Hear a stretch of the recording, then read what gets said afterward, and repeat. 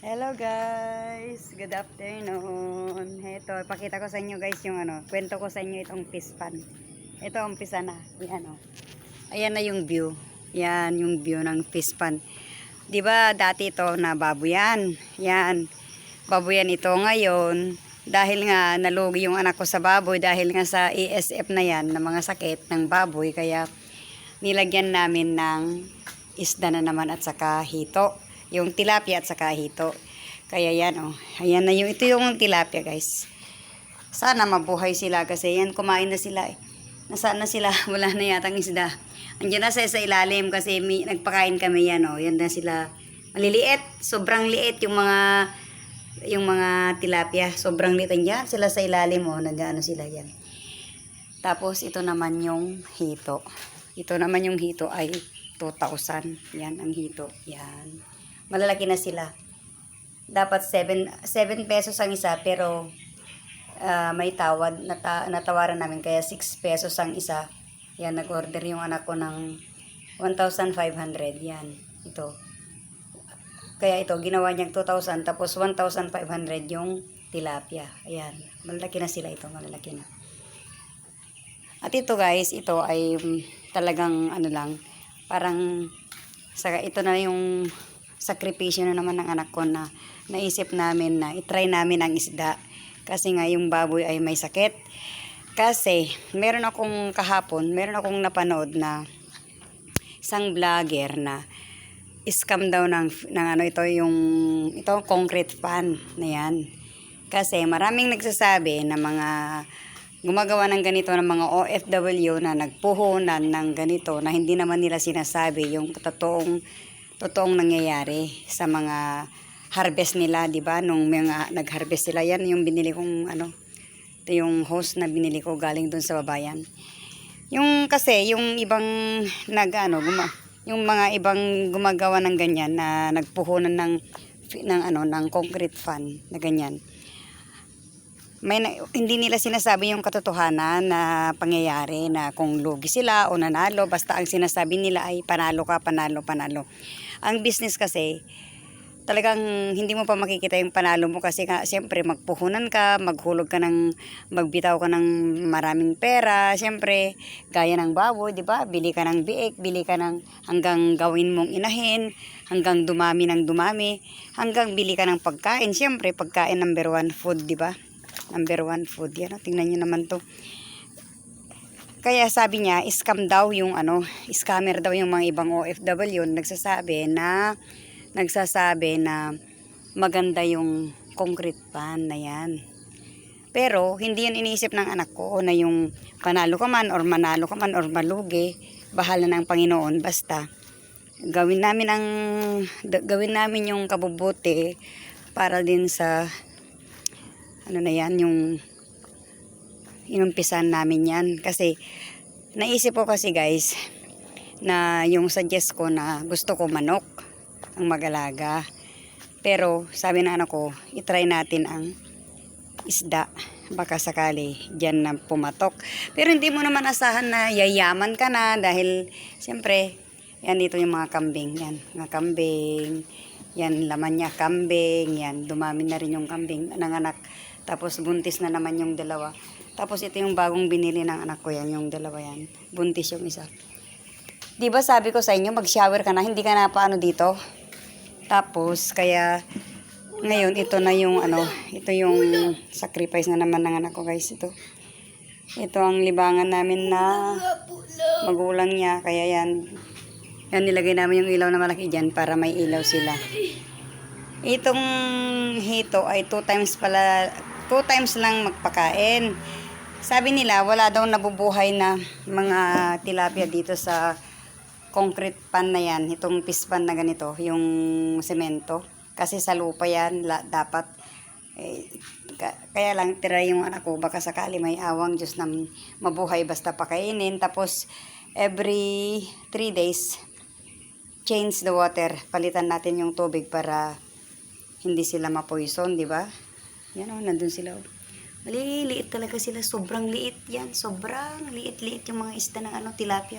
Mas malaki pa nga yung hito kasi na sila. Medyo lumaki na yan kasi may ano na, malaki na yung ulo. Huwag mong anuhin, Prince, anyamot ka, nagsukir ka. Kaya try lang natin guys, try and try nga sabi nila para ano nga ba, kailangan magsikap din tayo para ano. Ito na yung, yan ito naman yung manok ko na binili ko na libangan ko din.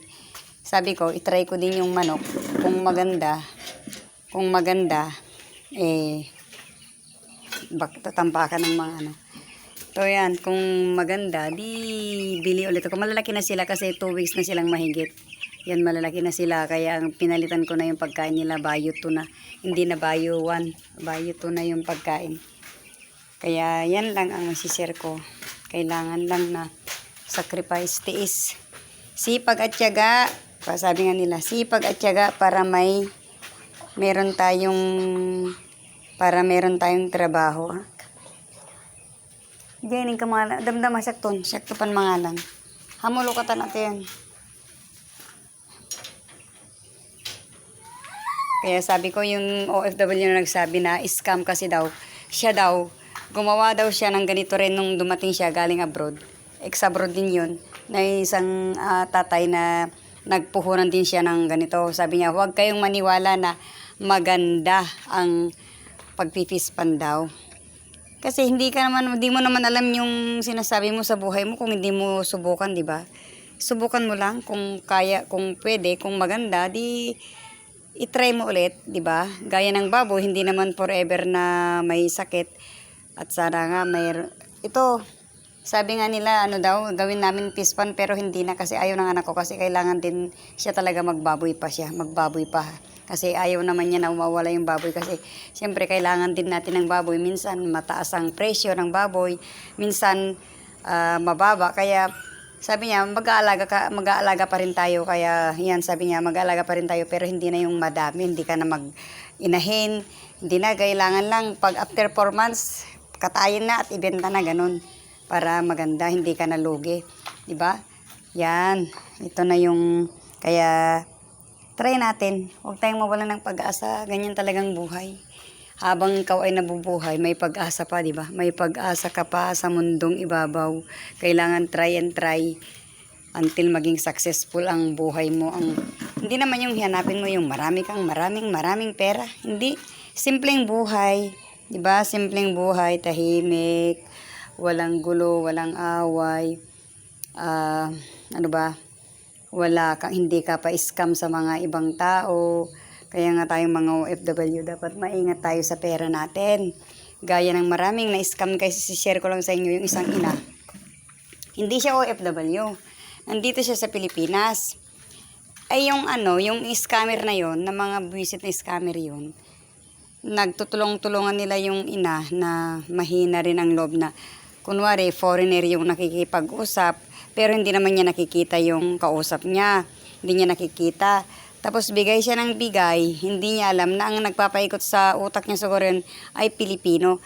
Kasi ganun din ako noon guys, minsan nabudol talaga ako. Inamin ko sa anak ko na natulungan ko rin yung tao ng 300 real kasi nagmamakaawan na mamamatay na yung anak kasi nandun na siya sa 3rd floor, hindi na niya makuha kasi nga nakabitin daw doon, tapos may nang hostage, ganon. Diyos ko, alam niyo ba yun? Kung pinagpatuloy ko yun, siguro ngayon wala ako sa pamilya ko. Pero naisip ko, naku, ito budol na ito. Kaya sabi ko, scammer na ito. Kaya kinat ko na, binlock ko na yung tao na yon, nag-block na, wala na. Tapos hindi ko na binalikan yung FB ko na yon. Kaya buti yun at naagapan ko pa. Kaya sana yung mga ibang tao naman, kung meron nang naghihingi ganon, kasi tayong mga OFW, mahina, pero huwag kang magpahina, lalo na kung tungkol sa pinagpaguran mo. Anak ko, alam niyo ba yung anak ko guys? Yung anak ko, yung anak ko na lalaki na to. Grabe, sobrang sacrifice din niya, sipag at tiyaga. Kasi mula nung lumaki yan, hirap lang din. Namulatan niya yung hirap namin mag-asawa. Alam niyo yan, grade 5 pa lang yan. Humahawak na yan ng kuliglig guys. Pupunta na sa bukid, sumasama sa asawa ko na, sa tatay niya na magkuliglig. Magkuliglig siya, ganyan. Na siya, yung trabaho na yung mabibigat. Naawa din ako noon, kaya sabi ko, dasal ako ng dasal na sabi ko, Lord, tulungan mo ako na makapag-abroad para maiangat ko sa hirap yung mga anak ko. Kaya noon, kahit na puro palpak ako nung unang abroad ko sa Malaysia, sa Bahrain, hindi bali sa Bahrain, naka 4 years ako doon. Sa Kuwait, palpak ako sa Kuwait, sa Dubai, palpak ako sa Dubai, na maltrato ako doon. Pero hindi ako sumuko guys, hindi ako sumuko. Kahit na naikulong na ako sa Dubai, kahit na na-deportation ako, kahit anong nangyari sa buhay ko, hindi ako sumuko hanggang hindi ako naging yung bang nakaahon konti yung mga anak ko sa hirap at ginhawa. Kasi sabi ko, kung hindi ako babangon, sabi ko, at ako sa hirap, paano yung mga anak ko? May pangarap ako para sa mga anak ko, pero hindi ko iniisip ang mga lalaki. Hindi ko iniisip na ipalit yung asawa ko kahit lasinggero yan. Hindi ko iniisip na magrebelde, na yung ginagawa niya sa akin noon na sinasaktan ako. Hindi ko iniisip yun guys. Hindi ko yun iniisip. Ang iniisip ko, matulungan ko yung mga anak ko na kahit may pamilya na sila ay matulungan ko pa rin sila ayan, yung pera para mayroon silang mabili ng pagkain, makaangat sila sa hirap. Ganyan. Kaya yung anak ko naman ngayon, ganyan din ang ginagawa niya. Kaya yan, lahat ng sahod niya, pinapadala niya sa akin para, yan na, sabi niya, pera mo yan, pero ikaw ang mag-manage. Basta gawa lang kayo ng, yung bang ingatan niyo yung pinagpaguran. Kasi alam ko naman ang hirap ng isang OFW. Bakit ka nakalabas? Gago. Tingnan nyo. Alam ko naman ang hirap ng isang OFW kasi galing ako dyan sa hirap na yan, di ba?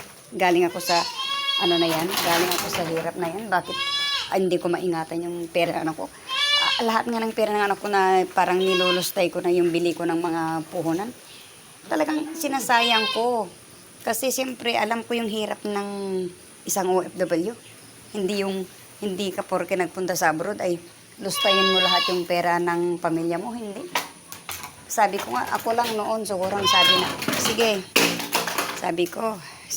lahat ng gusto nyo bilhin nyo, basta may pera. Pero, hindi ko yun magawa sa mga anak ko kasi siyempre may pamilya na sila guys. May pamilya na sila. Siyempre may anak na rin sila, di ba? Basta ako, kumain na ako, okay na yun sa akin. Kakain na ako, 3 times a day. At saka malakas pa akong tumulong, ganoon ang Yan lang guys, marami na akong naidaldal pero hindi ako nakikita. Yan na si Lola. Yan na si Lola, yan o. Yan. Pangit-pangit, yan. Dito na ako sa pispan. Ayan, pispan na naman ito. Hindi na kulungan ng baboy, pispan na naman. Yan. Nag-ano lang ako pero nagjo-joke lang ako pero ang katotohanan medyo malungkot ako guys kasi hindi kami talaga nanalo sa baboy pero okay lang yan, walang problema. Yan lang guys, yan na yung mga isda oh. Tignan nyo baka mahulog yung cellphone ko, ang lalaki na nila oh, yan. Yan, bye-bye na, babalik ako mamaya ha, pakainin ko kayo. Ay no, hindi na, tapos na itong kumain. Yan.